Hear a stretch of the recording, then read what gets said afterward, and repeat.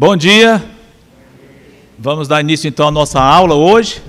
Vamos começar com a palavra de oração, que Deus nos abençoe em tudo que for dito e ouvido e aprendido por cada um de nós. Vamos orar. Santo Deus, muito obrigado por tudo o que Tu tens feito na vida de cada um de nós, particularmente agora obrigado por essa igreja, Igreja Batista Luz do Mundo, obrigado por cada membro, cada visitante, pedimos particularmente pelos que aqui estão agora, não só aqui, mas também nas outras salas de crianças, pré-adolescentes, e quanto aos que estamos aqui, que haja edificação hoje. Capacita-me para transmitir tudo aquilo que Tu queres que seja transmitido. Eu preciso de Ti para isso, fluência, sabedoria, e cada um de nós precisa para entendermos essas coisas. Muito obrigado pelo que Tu farás. Livra-nos de todo o mal e agradecemos por tudo, em nome de Cristo. Amém, Senhor. Bom, o nosso tema de hoje é um milagre de Cristo, tá? Nós vamos enfocar num milagre específico do Senhor Jesus Cristo. Mas antes de falar de qual é este milagre, vocês sabem quantos milagres Cristo fez, que, conforme está registrado no Novo Testamento, nos Evangelhos? Não me refiro a situações em que Ele fez muitos milagres e só é dito, Ele curou todos que foram. Não, eu estou me referindo a milagres específicos. Quantos milagres Cristo fez especificamente, conforme registro? Mais ou menos, quem sabe? Aliás, quem for falar, levanta a mão, porque a máscara é terrível para a gente entender as pessoas, que eu não vejo nem quem está falando. A Carmen levantou. Quem manda cumprimentar os outros na hora da aula, né? Brincadeira, Carmen. Isso é que é ser simpática mesmo, tá certo.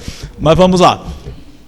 20, foi a Solange? Chutou 20. Será que foi isso? Será que está demais 20? Foram só uns 8 ou foram 200? Quantos milagres mais ou menos? Vamos ver se o chute dela foi bom. Alguém tem um chute melhor?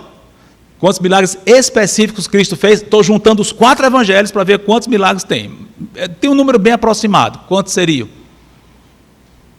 Está todo mundo com medo. Parabéns, Solange, pela sua coragem. E nem foi tão longe não, viu, da resposta.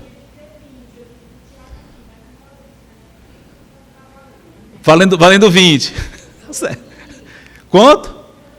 Não, afastou mais um pouquinho. Então já deu a dica. Quanto? Chegou bem pertinho. Em torno de 35. Muito bem, Fidel. Foram em torno de 35 milagres registrados, tá bom? Pelo menos cerca de 34, 35, por aí, tá bom? Bom, como eu falei, esses milagres estão espalhados pelos 4 evangelhos. Mas, alguns estão só num dos evangelhos, por exemplo, João tem alguns milagres exclusivos que só ele registra, Lucas tem alguns que é só deles, e alguns milagres tem nos 3 primeiros evangelhos. Como é que chama os primeiros 3 evangelhos? Como é? Eu vi só... Sinóticos, que palavra difícil é essa? Sinótico, que vê da mesma forma, é a visão conjunta, é a visão semelhante. Sinótico é porque eles veem parecido, então os 3 são muito parecidos, Mateus, Marcos e Lucas. Esses 3 evangelhos têm muitos milagres em comum, eles registram o mesmo evangelho, como o próprio nome diz, são os 3 sinóticos que veem parecido, tá? E João tem vários exclusivos, que só dele, como já comentei. E sabem quantos milagres estão registrados nos 4 evangelhos? O mesmo milagre estão nos 4? Pronto, quem quer chutar essa agora? Ou chutar ou dizer mesmo, né? Sabendo. Começa, Alan? 16. E aí? Será que tem 16 milagres nos 4 evangelhos? Alguém tem alguma opção melhor? Agora ficou todo mundo com medo. Será que 16 milagres? Metade dos evangelhos estão nos 4, será? Metade dos milagres, né? Não. Só tem um milagre que está nos 4 evangelhos. É o que nós vamos ver hoje. Agora a pergunta é, qual é? Agora complicou, né? Só tem um milagre de Cristo que está nos 4 evangelhos. Todos os outros estão ou em 1, ou em 2, ou em 3 evangelhos, mas não nos 4.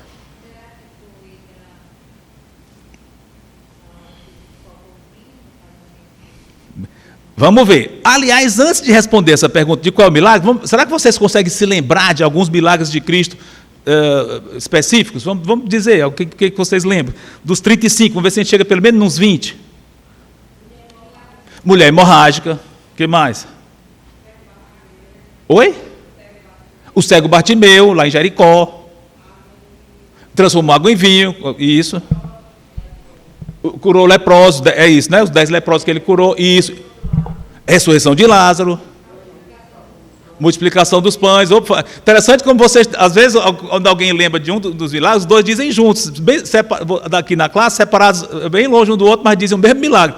vários de vocês falaram o mesmo milagre ao mesmo simultâneo. Como acabaram de falar, a multiplicação dos pães. O que mais? Lázaro. Pedro andando sobre as águas, bem lembrado. Oi? Cura do filho do servo do filho do centurião.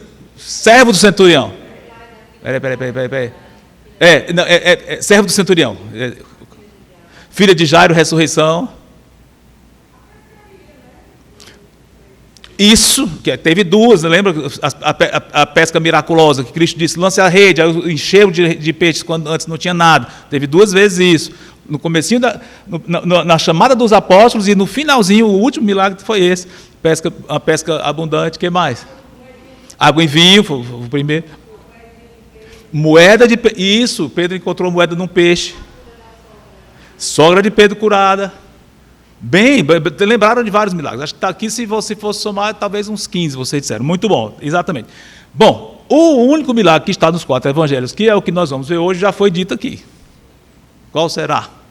Multiplicação dos pães e peixes. Tá bom? É a primeira, que houve 2, né? A primeira delas está nos 4 evangelhos. Então vamos lá. Bom, evidentemente, para lê-la, a gente podia ir em qualquer um dos 4, mas vamos ler Marcos.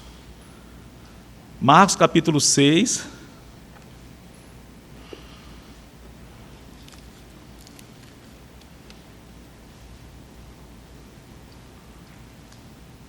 Antes de ler, vamos ver um pouquinho do contexto, e depois de ver o contexto, a gente vai tirar lições desse milagre, ok? Vamos tirar algumas lições, algumas lições que a gente vê ali, evidentemente, e aplicações na nossa vida.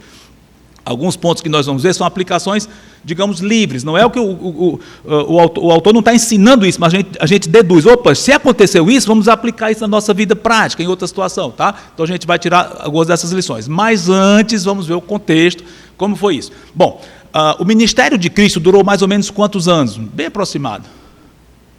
O ministério dele terreno.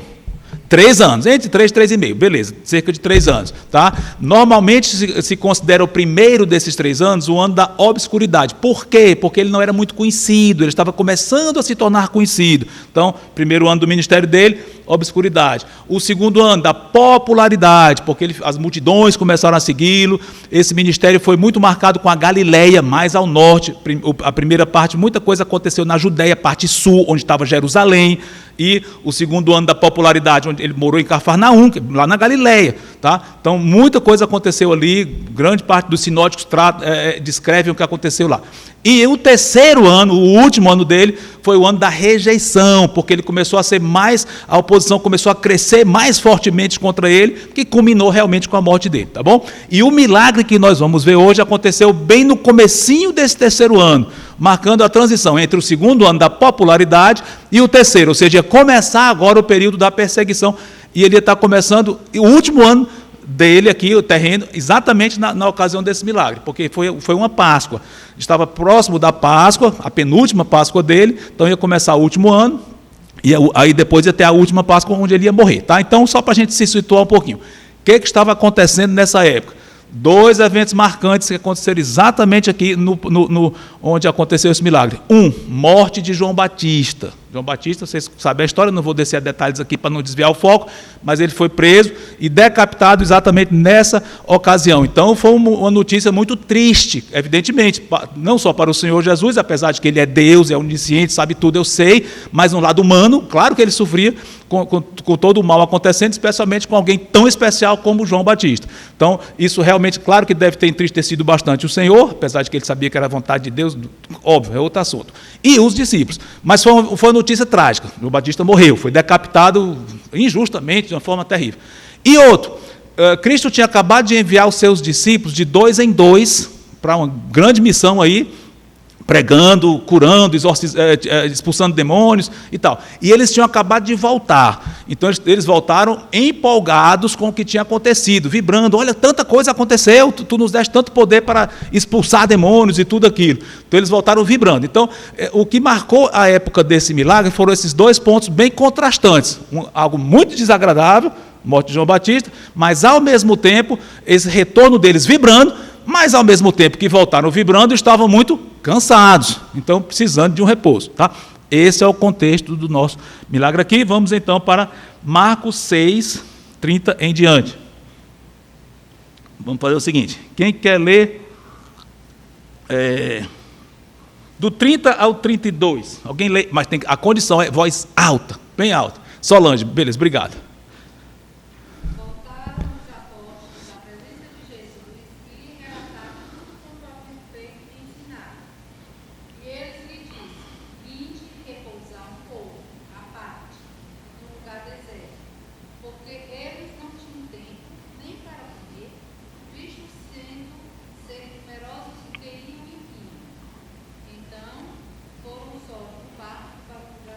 Pronto, isso aqui está no Mar da Galileia, que na verdade não é um mar, chama Mar da Galileia, mas é um lago grande, também chamado de Genezaré, tá? Então eles atravessaram esse barco, mais ou menos uns 5 quilômetros de viagem, de um lugar para o outro, tudo lá mais ou menos para o norte do lago, tá bom? Então, imagine os apóstolos aqui, estamos precisando de um retiro para recarregar as baterias, que gostoso, vamos ter agora só nós aqui descansando.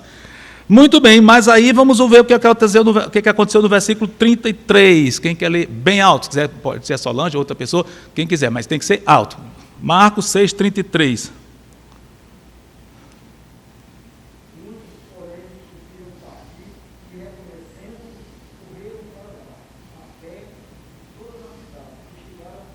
E o 34, pode continuar, por favor, até o 34.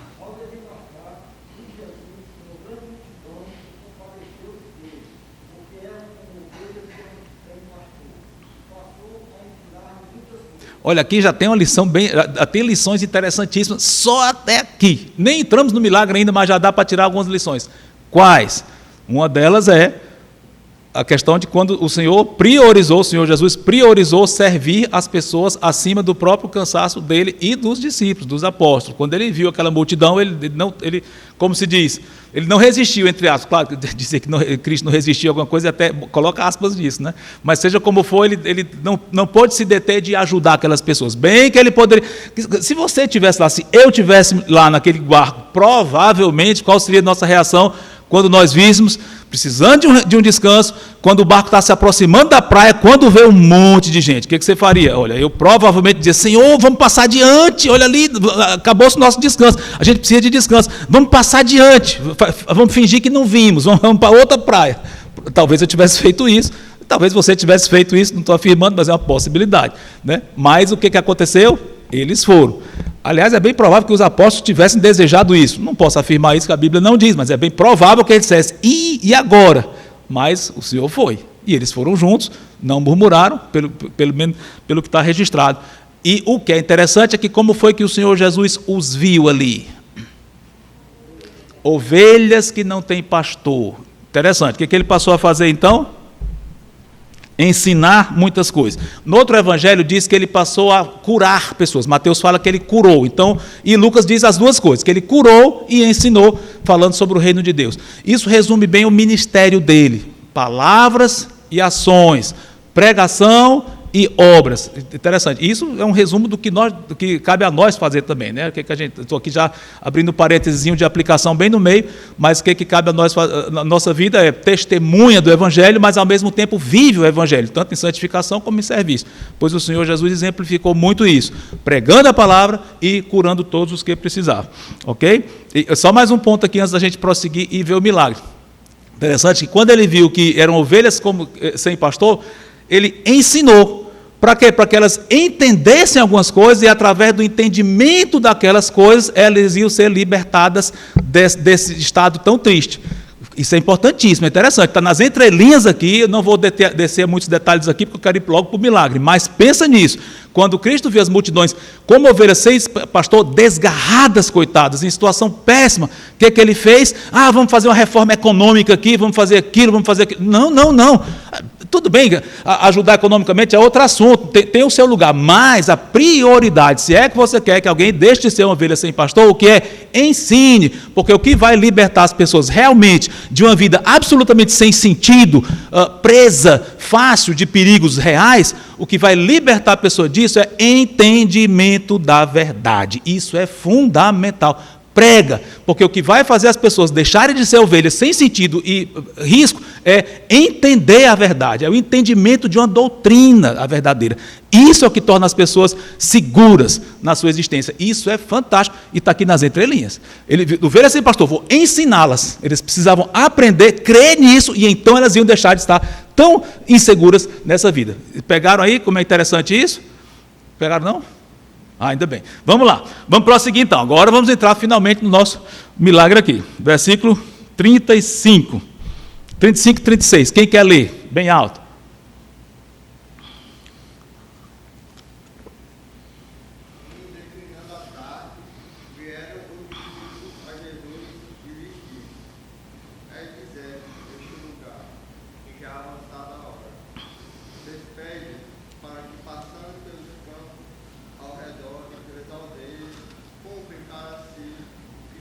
Isso, interessante que os discípulos aqui vieram instruir o Senhor Jesus como se ele não soubesse, né?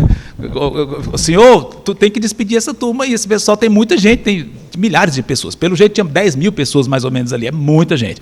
Então quando eles viram, está anoitecendo, e eles, claro, está errado pensar no risco? Não está errado, você vê um monte de gente e vai estar anoitecendo, o que vai acontecer? Não é errado em si a pessoa prever que vai ter um problema, claro, a gente tem que ser previdente. Agora, realmente é curioso que eles chegaram logo para o Senhor Jesus Cristo e disseram, Senhor, tu tem que despedi-los, como se ele não soubesse. Mas tudo bem, a intenção foi a melhor possível, creio eu, mas prosseguindo, vamos ver a resposta do Senhor. Versículo 37 e 38. Aliás, antes disso, em João, ele dá algumas informações adicionais aqui, não precisa ir lá agora, mas ele testa Filipe. Filipe, como é que a gente vai dar de comer para tantas pessoas? Um dos apóstolos, Filipe, o Senhor testa. Ele diz, Senhor, pois é e tal. Então, o Senhor testa, sabia o que ia fazer, mas estava testando. Mas vamos lá, e prosseguir, testando, claro que no bom sentido, quando Cristo nos prova, ele prova para o nosso bem. Né? Vamos prosseguir então, versículo 37 e 38. Quem quer ler?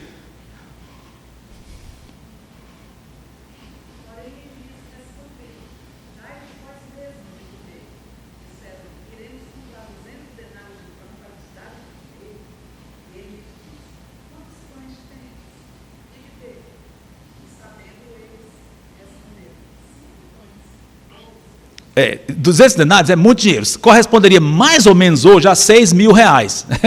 6 mil reais não é toda hora que a gente tem 6 mil reais para dispor assim, para comprar comida para tanta gente, realmente é uma coisa cara, né? E era muito dinheiro para eles.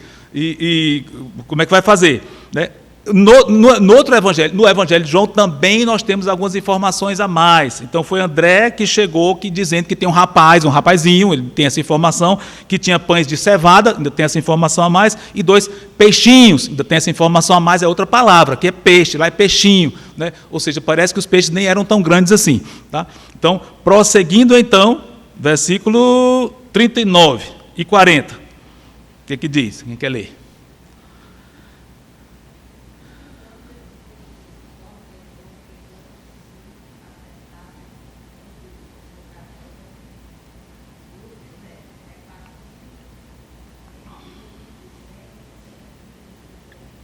Isso, interessante que o Senhor, sem mais delongas, sem mais explicações, sem ter dito para os apóstolos, eu vou fazer isso, não se preocupe, não, ele disse, divida um grupo.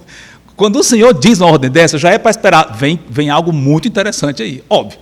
Né? Imagine uma situação dessa que, se não fosse uma intervenção sobrenatural, seria uma situação periclitante. Como é que você vai lidar com 10 mil pessoas sem alimento de noite? É desesperador. Se alguém passou por uma situação parecida com essa, em ver talvez convidado seu para alguma coisa e você não tem o que servir, imagina como é de ficar muito preocupado. Imagine num caso desse muito maior. Agora, quando Cristo diz, divida o grupo aí, aí vem algo muito grande aí, evidentemente já dá um alívio, ele está dando instruções, não precisa nem saber os detalhes, mas vai ser coisa boa. Né? Notem a organização dele aqui, divida em grupos de 50, grupo de 100, organização, gosto disso, já é uma aplicação aqui, olha como ele trabalha com as coisas organizadas. Né? E aqui está. Uma curiosidade aqui, versículo 40 diz reunindo-se em grupos. Essa palavra é interessante. Literalmente, ela pode ser usada para canteiro, um canteiro de jardim de flores. Né? É só uma figura de linguagem. A ideia é como se fossem vários canteiros ali de flores. Cada grupo desse fosse um canteiro, um pedaço de um jardim. Até visualmente, uma coisa bem organizada. Talvez bonita. Imagine as cores ali, aquele grupo ali, tudo reunido. né, para o que o Senhor ia fazer aqui agora. Tá? 41 a 44, agora vem o milagre em si, que a gente está esperando para ver como é que ia ser. Né? Quem quer ler 40 e 41?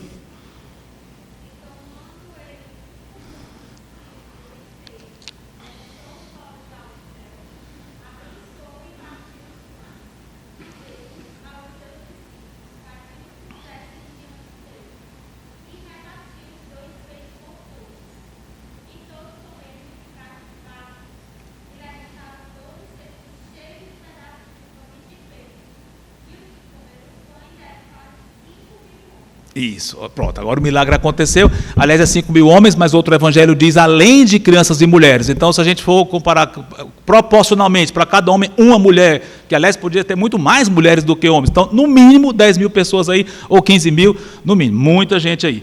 Notem que o milagre em si não é descrito. Como foi que Cristo fez isso? Até como foi? Ele pegou um pão e o pão na mão dele se multiplicava, não diz. É quase como se fosse um detalhe, não interessa. Na hora que ele foi passando o pão para os apóstolos, o pão não acabava. Ou seja, foi aparecendo ali na hora. Outro milagre que, semelhantemente, não se narra exatamente como aconteceu, quem lembra qual foi? Parecido com isso aqui, que envolve alimento. Foi bem lembrado, mas estou falando agora de Cristo mesmo. Foi bem lembrado também, o azeite, mas o de Cristo, um milagre de Cristo que envolve alimento que não diz como foi. Vinho, água transformada em vinho. Simplesmente, quando foram começar, encheram as águas de talha, quando foram tirar a água, já era vinho. Como foi a transformação? Foi na hora que ela estava saindo? Não sei, não diz, é detalhe. Mas aqui é a mesma coisa. Como é que o pão foi se multiplicando? Em termos visíveis, não sei. Mas o que diz é simplesmente, de uma forma muito natural, na hora ele foi tirando e foi dando e não acabava o pão. Né? Impressionante isso aqui.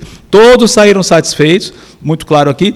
Um detalhe curioso aqui, Marcos é um evangelho muito dinâmico. O evangelho de Marcos, o evangelho menor, é muito dinâmico. Você pode notar porque aparece muitas vezes no evangelho a palavra imediatamente, logo, né? É uma característica dele. E outra característica é que ele dá alguns detalhes bem interessantes. Aqui ele diz que a relva era verde, os outros não dizem isso. Né?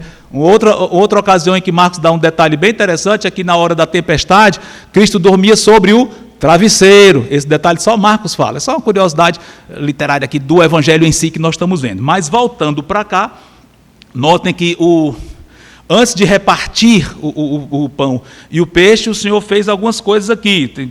Interessante que vários verbos aqui no versículo 41. Primeiro deles, o que ele fez? Tomou os 5 pães e 2 peixes. Depois, o que ele fez? Ergueu os olhos ao céu. Terceiro, os abençoou, talvez a ideia de dar graças por isso. Depois, partiu os pães e deu aos discípulos. 5 coisas que ele fez. Quando a gente estudar as Escrituras, vamos ficar sempre atentos a cada detalhe. Aqui são 5 verbos, eu sei que não vamos fazer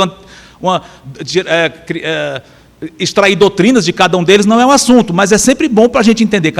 Quanto mais entendermos a passagem que estamos estudando, melhor, e vamos ficar atentos a esses detalhes. Ele fez tudo isso aqui. E uma curiosidade, é quase uma marca registrada dele, a maneira como ele pegava um pão, cortava, ou quebrava, né, e dava graça. Lembra a nossa mensagem do domingo passado? Quem lembra? Domingo à noite.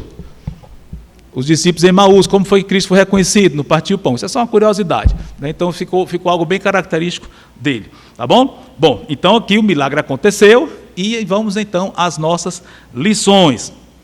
Algumas a gente já pode tirar de saída aqui, ainda vou comentar um pouquinho mais sobre o contexto em si, porque tem lições ligadas com o contexto um pouquinho, o que aconteceu depois. Mas algumas lições que a gente já pode tirar até aqui. Será que você pode me ajudar nisso? Vamos dizer como é que você aplicaria o que você viu até aqui na sua vida. Depois a gente vai ver mais coisas. Quem quer compartilhar isso?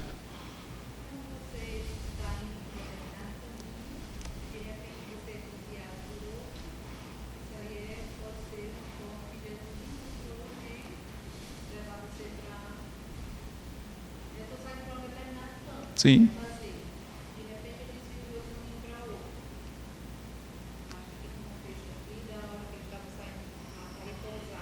Uhum. Ótimo. Viram o que a Solange falou? Deu para ouvir atrás? Foi muito bom. A lição é, às vezes a gente tem um plano, mas acontece uma coisa que nos desvia daquele plano, e acontece algo que não é o que a gente queria naquela hora. Talvez você tenha um plano de um passeio, combinou alguma coisa com alguém, mas aconteceu, talvez um problema no carro, ou no transporte, ou um problema de saúde, ou alguma coisa que você tem que resolver, não vai poder ir para aquilo que você tanto queria. E a ideia da gente é ficar chateado, ficar frustrado, irritado. Calma, Deus tem um plano. Se Ele impediu você de ir para uma coisa que você estava planejando, queria muito ir, mas aconteceu uma coisa, um problema, digamos assim, Ele tem um propósito naquilo. Foi ótimo o que a Solange falou. Ou seja, a atitude é: Senhor, eu não entendi, fiquei um pouco triste, mas se tu queres isso, amém. Como é que eu posso te servir nisso? E obrigado porque tu fechaste essa porta. Não entendi, mas eu sei que é bom porque tu fechaste. E Senhor, eu quero te servir do jeito que tu quiseres. Pronto. Olha, aquilo ele vai transformar em bênção, não tem nem possibilidade de não transformar, especialmente com a atitude daquela. Pode ser um pneu furado. Ah, que desagradável, no sol quente, trocar o pneu, claro que ninguém gosta. Porém, Deus tem um propósito. Nem que seja ver a atitude da gente. Pronto, se a gente se submeteu e disse: Senhor, não é o que eu queria, está sendo desagradável, mas obrigado por isso. E toma conta disso aqui, me ajuda a solucionar e tal. Pronto. Olha, essa atitude nossa valeu mais do que aquilo que a gente perdeu, com certeza. Então, às vezes, os problemas já são a própria bênção em si disfarçada, digamos assim, para a gente crescer nela, e vale muito. Tá? Ótima observação. Alguém mais? Tem mais pontos aqui que a gente pode tirar, antes mesmo de prosseguir. O que mais que a gente pode...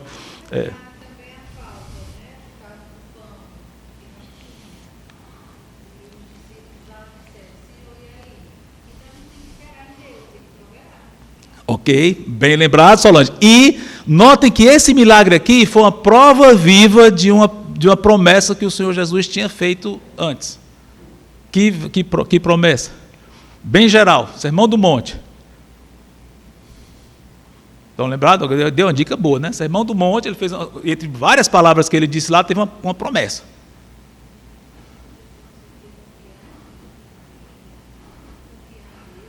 Mas é bem mais específico. Perfeitamente. Isso aqui é o cumprimento daquilo. Pronto. Quem lembra? Pode pensar. É uma boa. Pode ser aplicado, sim.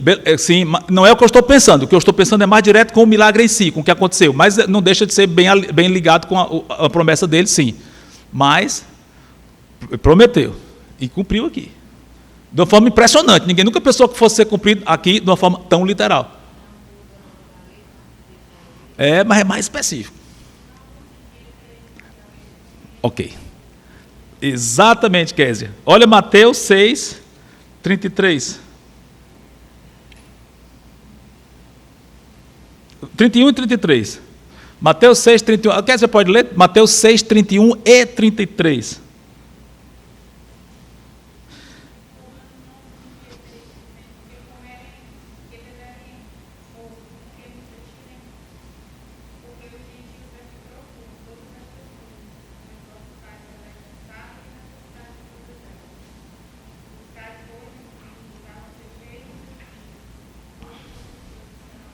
É fantástico isso aqui. Essa promessa ele deu para todos nós e, de alguma forma, ele sustenta todos aqueles que são dele. Às vezes, ele permite certos, entre aspas, suspenses. Às vezes, parece que vai faltar e ele dá de última hora. Sim, mas aqui foi de uma maneira impressionante para 10 mil pessoas, no mínimo, de uma forma envolvendo um milagre grande, né?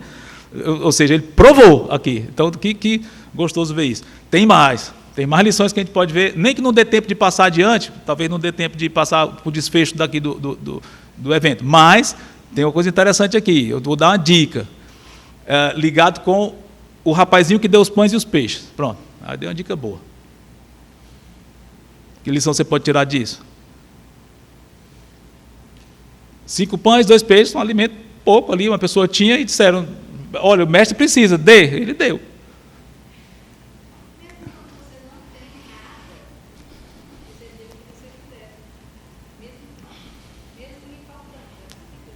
Ok, a ideia é aplicando isso na questão de nosso serviço para o Senhor. Né? O rapaz era o alimento dele. Então disseram, dê, ele deu, ficou sem nada. Só que no que ele ficou sem nada, ele acabou ganhando muito mais do que aquilo. Se ele quisesse comer muito mais do que ele poderia ter comido, porque ele estava lá no grupo. Né? Mas seja como for, a ideia é dar o que nós temos. Não estou nem me referindo a dar literalmente, passa alguém na rua e dê tudo que você tem, não é o assunto. A gente tem que ter muita responsabilidade em doações materiais, não é o assunto. Temos que ter responsabilidade e não usar emoção, vou dar tudo que eu tenho assim. Espera aí, calma, vamos aplicar direitinho. Mas aplicando em termos mais gerais, com serviço, entregue sua vida ao Senhor para Ele usar, que pode envolver coisa material, é outro assunto, mas é mais geral do que isso. Entrega tudo ao Senhor, entrega e Ele vai usar. E no que nós damos nossa vida completamente ao Senhor, à disposição dEle, para Ele usar como quiser, Ele vai abençoar muita gente. Esse é o assunto. Olha, 10 mil pessoas no mínimo foram abençoadas muito por causa de um rapazinho, humanamente falando. Cristo podia fazer brotar comida ali, mas Ele quis usar aquela comida ali.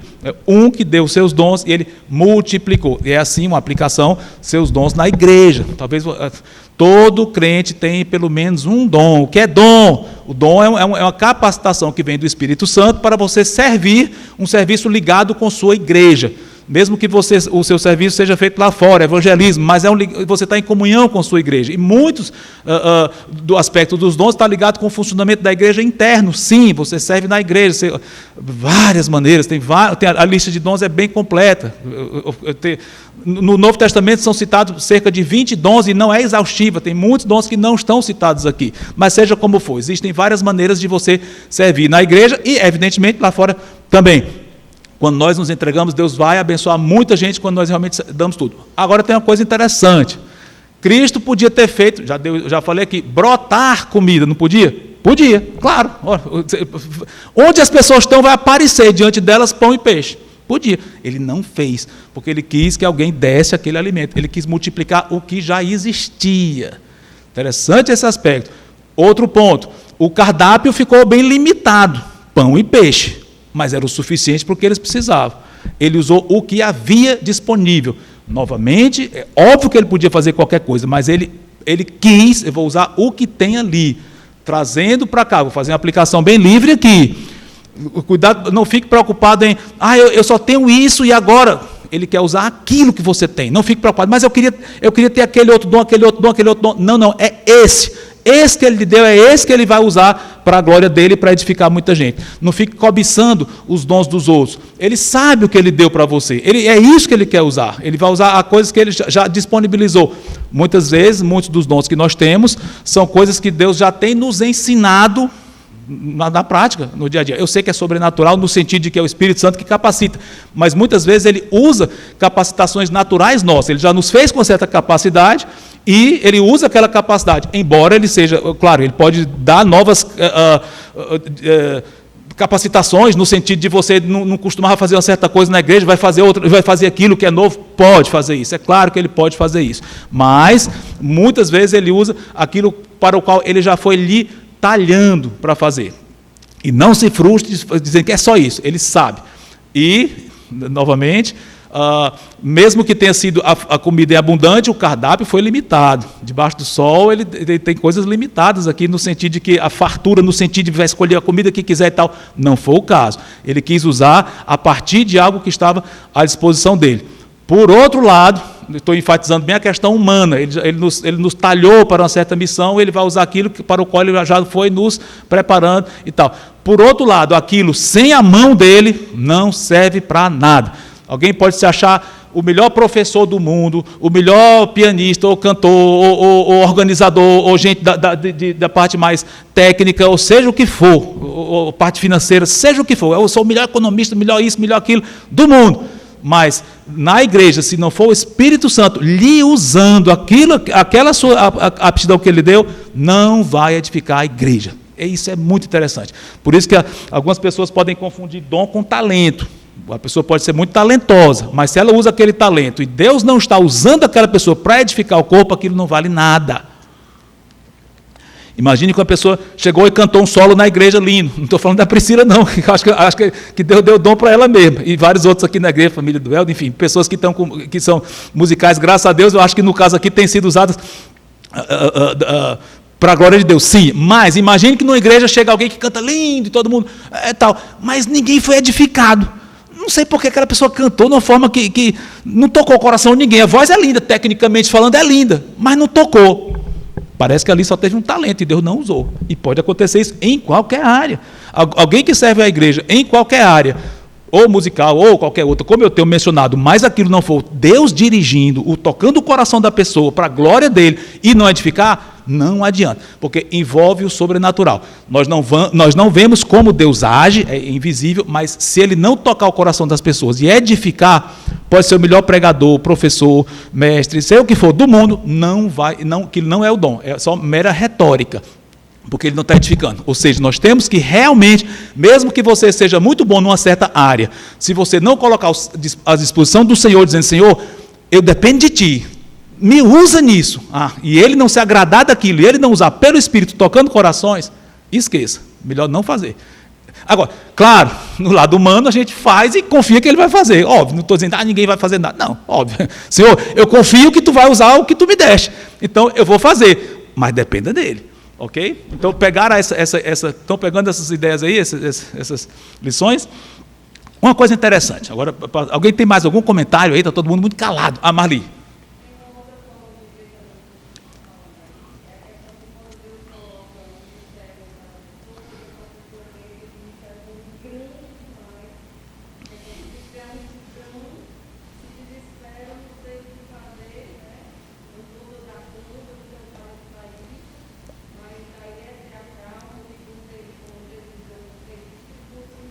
Uhum.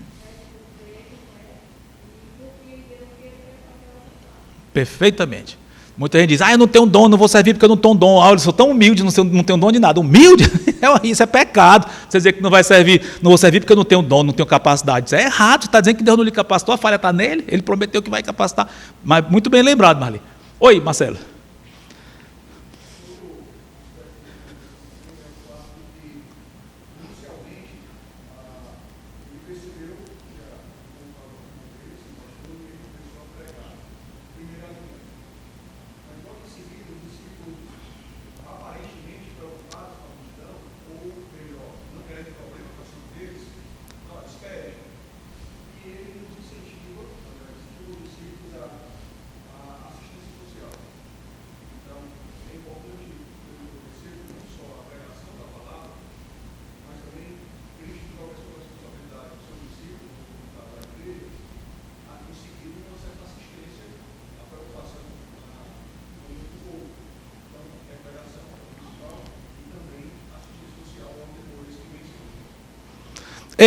Bem lembrado, realmente nós temos que fazer boas obras, inclusive é pelas boas obras que as pessoas vão ver que nós somos de Cristo. Agora, é uma área delicada, até que ponto a gente tem a obrigação de assistência social em si, até onde, claro que a gente deve estar aberto a ajudar, sim. Agora, não vamos confundir o papel do governo em fazer essas coisas com o da igreja. A igreja não tem o papel de tirar a fome do mundo. Eu não estou dizendo que você está dizendo isso, eu sei disso, é bom te lembrar isso. Cristo não encobriu a igreja de tire a fome física do mundo, nunca. Agora, até onde tiver o nosso alcance ajudar, claro que podemos ajudar, não tenha dúvida. Então, eu concordo plenamente, foi bem colocado pelo Marcelo. Só lembre assim, em termos oficiais, de se envolver oficialmente para isso, é papel do governo. Ele vai ser cobradíssimo por Deus. Aliás, a Bíblia diz que qualquer governante que existe no mundo, por melhor ou pior, Deus colocou, e Deus vai cobrar caríssimo. Então, se existem governantes que não cuidam da população, ai deles. Mas a igreja, até onde tiver o nosso alcance, claro que devemos estar atentos a isso.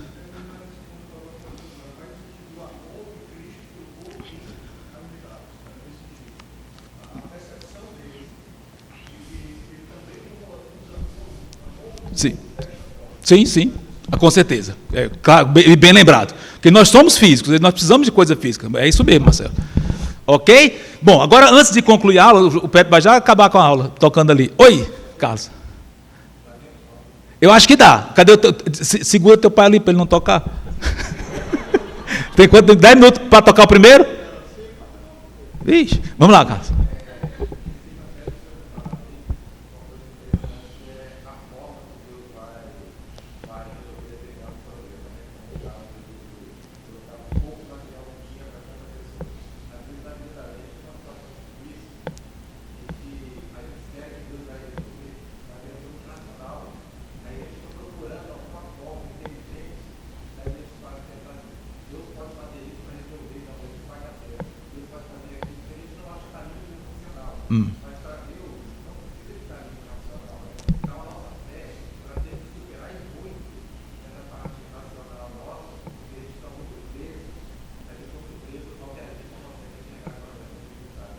É.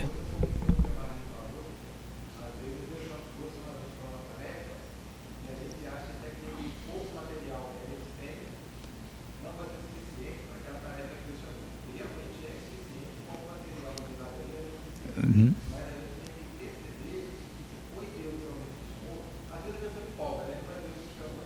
É.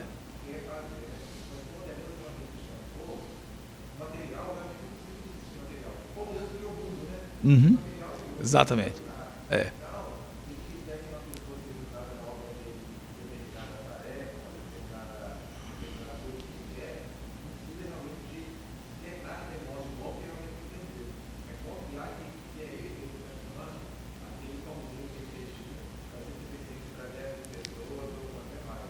É.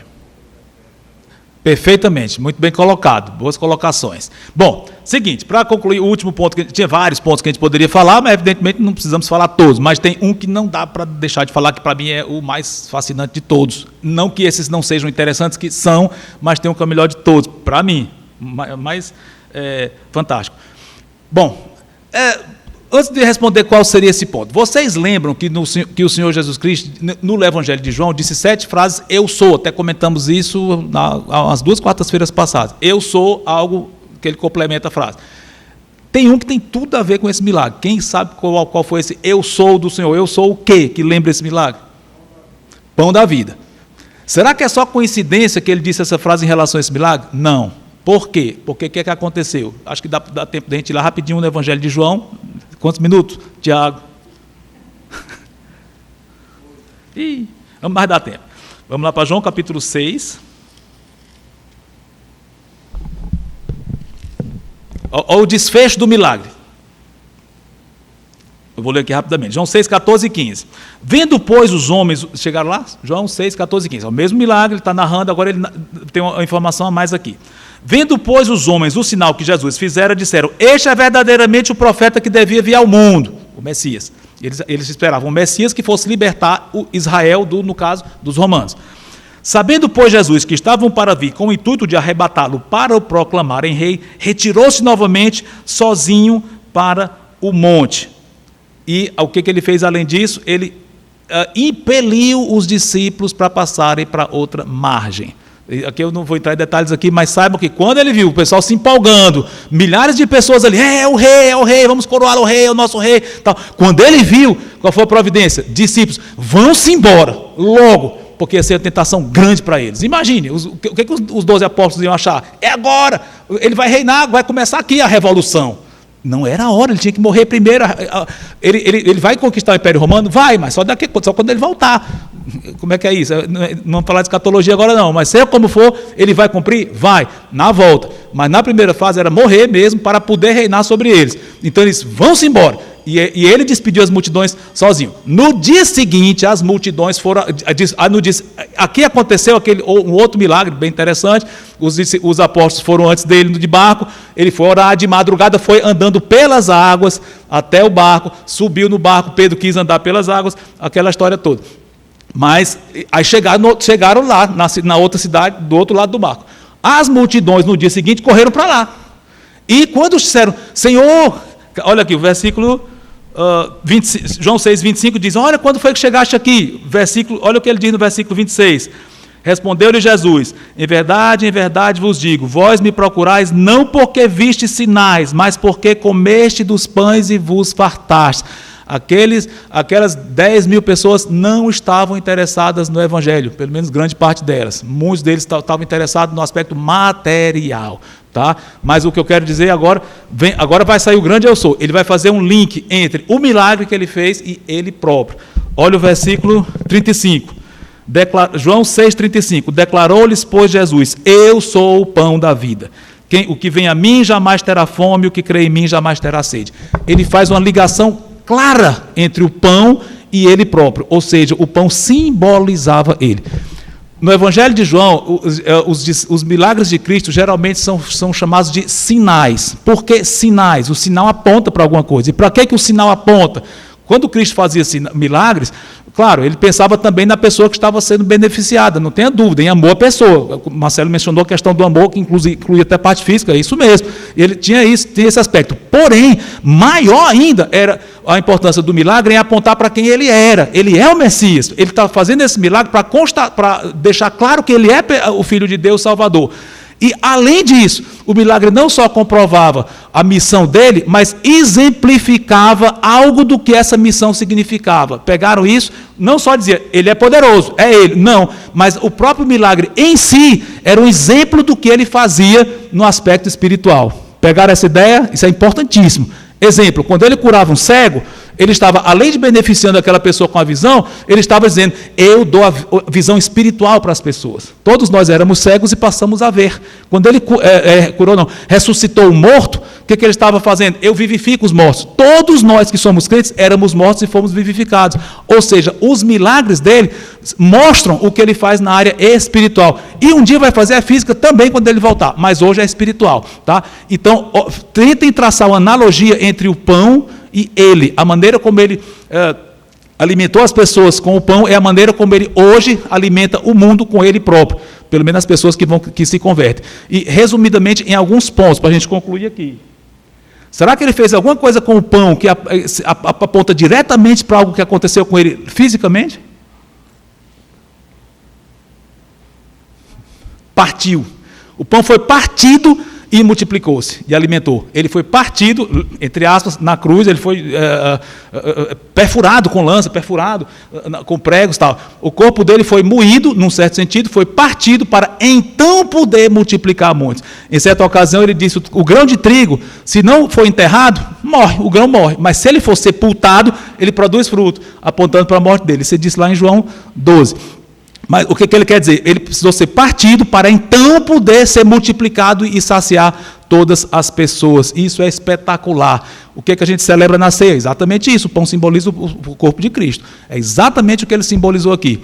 E dentro disso, notem uma frase que eu acho espetacular disso aqui. Quando ele diz, Senhor, despede essas multidões.